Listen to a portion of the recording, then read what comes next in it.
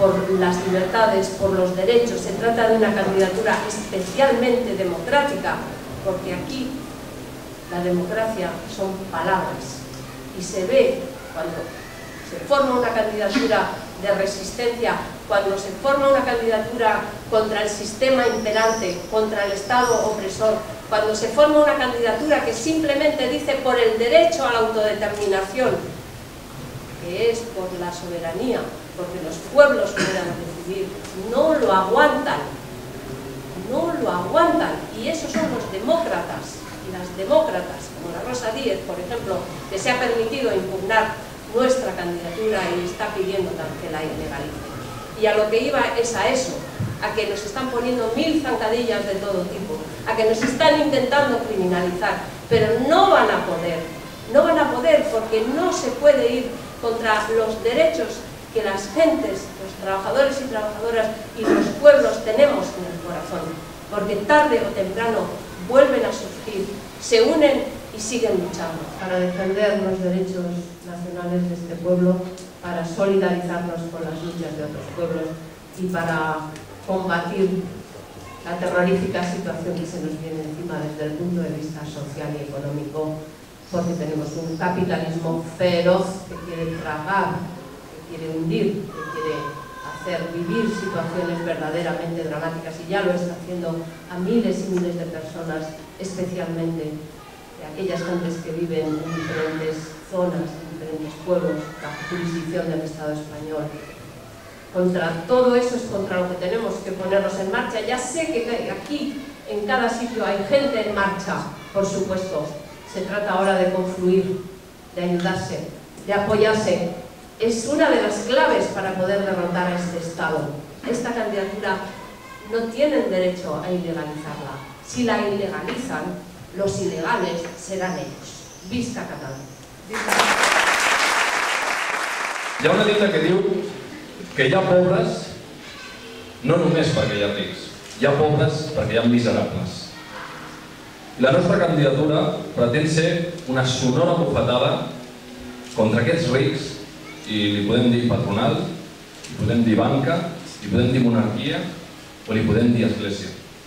Però la nostra candidatura també pretén ser una sonora bufetada contra aquests miserables. I els hi podem dir polítics professionals, com ells es diuen, sindicalistes professionals, com ells es diuen, i directors dels grans mitjans de comunicació, com ells també es diuen. Miserables polítics professionals que fan el que fan i diuen el que diuen perquè saben perfectament que estan emparats per la justícia. I no ho diem nosaltres, ho diu la justícia. Posaré dos exemples. Primer exemple, judici Felipe González, Lluís Llach, anys 80.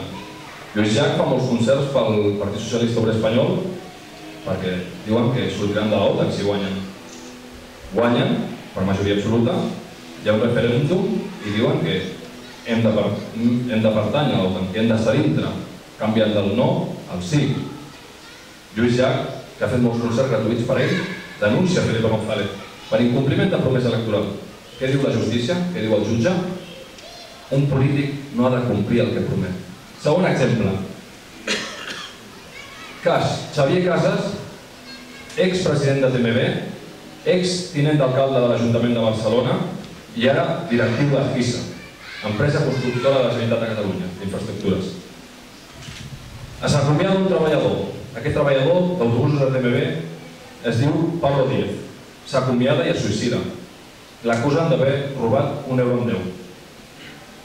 Xavier Casas, en un acte de l'entitat metropolitana del transport, entitat pública, diu en 3 ocasions que aquest treballador no se l'ha acomiadat. Li posem una querella criminal per mentir com a càrrec públic en institució pública. Presentem l'acte on diu en 3 ocasions que no l'han acomiadat i presentem la carta d'acomiadament que portava a la butxaca quan es va suïcidar, després de treballar el seu últim dia. Què diu el jutge? Un polític no ha de ser veraç. Torno a repetir-ho, no ho dic jo, ho diu la justícia. Una classe magistral de com funcionen les coses, pels més ingenus, per molts periodistes segurament també.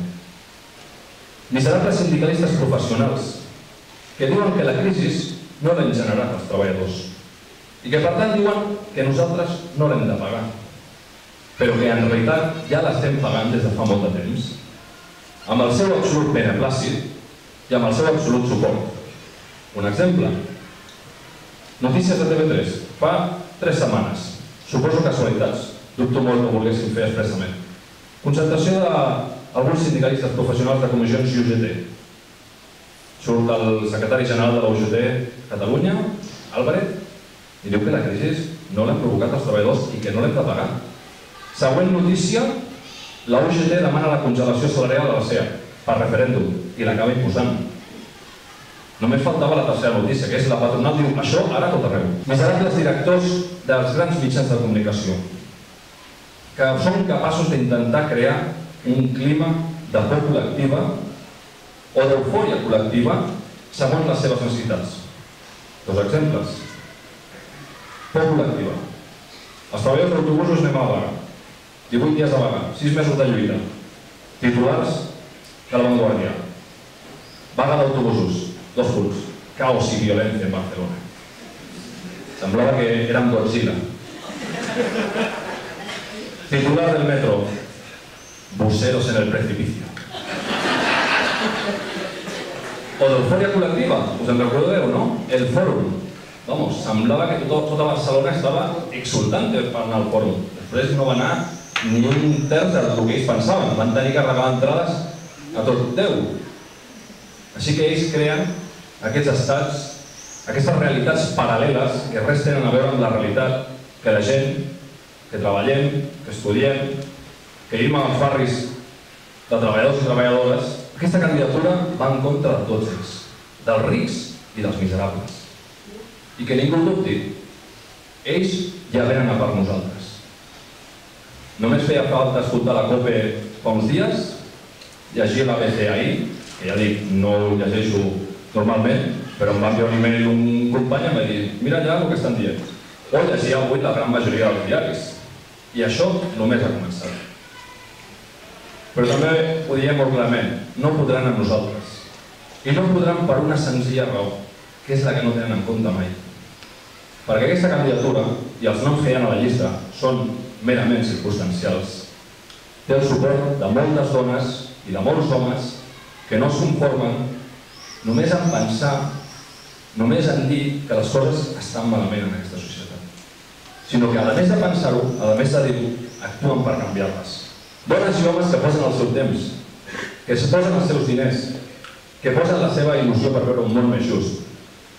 Dones i homes que s'enfronten a l'especulació immobiliària o que defensen el territori. Dones i homes que lluiten per aconseguir millores laborals o millores socials. Dones i homes que denuncien la falta de llibertat per decidir si es vol o no ser part d'aquesta Espanya imposada, obligada. O que cremen els símbols d'una monarquia que mai ha sigut necessària. Dones i homes que demanden igualtat real entre gèneres o entre sexualitats. I aquesta és la força d'aquesta candidatura. I aquesta és la raó que ells estiguin preocupats i que ells ja hagin començat a calentar motors contra nosaltres. És la preocupació que tenen els miserables. I nosaltres creiem que entre totes aquestes dones i tots aquests homes fem molta feina en les properes setmanes. Podem fer que aquesta sonora bufetada que jo parlava al principi es pugui escoltar a tota Europa. Així que anem per feina.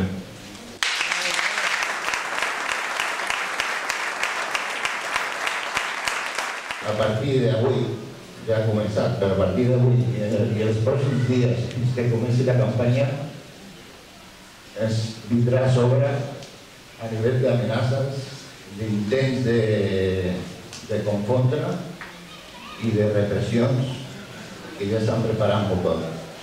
Però us demanem una última cosa, que és que participeu i cadascú de vosaltres sabrà com fer-ho. Gràcies per haver vingut i fins la propera, allà on sigui.